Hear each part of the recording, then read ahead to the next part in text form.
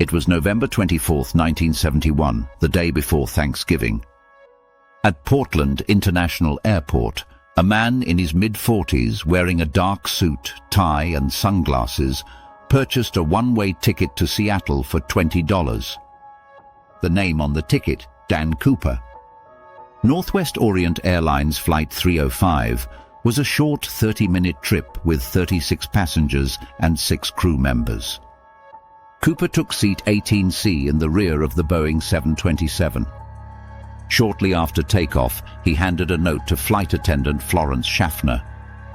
When she tried to pocket it, he quietly said, "Miss, you'd better read that. I have a bomb." Inside his briefcase, 8 red cylinders wired to a battery. His demands, $200,000 in $20 bills, 4 parachutes, and a fuel truck waiting in Seattle. For nearly 2 hours, the plane circled Puget Sound while the FBI gathered the ransom and parachutes. When the plane finally landed, Cooper exchanged the passengers for the money and gear.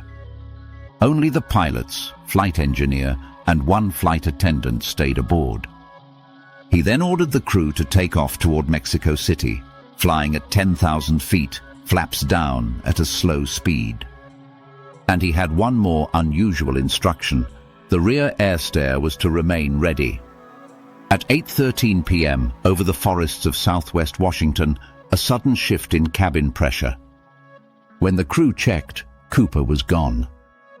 He had leapt into the freezing rainy night, wearing only a dark suit, carrying the ransom, and vanishing into darkness. Despite one of the largest manhunts in FBI history, no trace was found.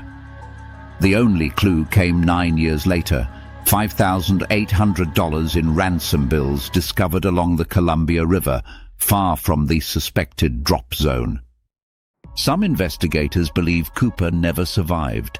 The conditions were brutal, the terrain unforgiving, and his clothes were inadequate for a parachute landing.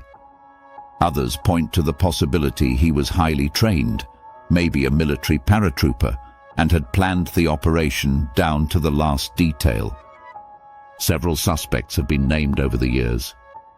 Richard McCoy, who hijacked another Boeing 727 months later in a similar fashion. Robert Rackstraw, a former Army pilot and paratrooper with a criminal past. And others who seemed to match fragments of the evidence, but never enough to close the case. In 2016, after 45 years, the FBI officially ended its active investigation. The true identity and fate of D.B. Cooper remain a mystery, the only unsolved hijacking in U.S. history.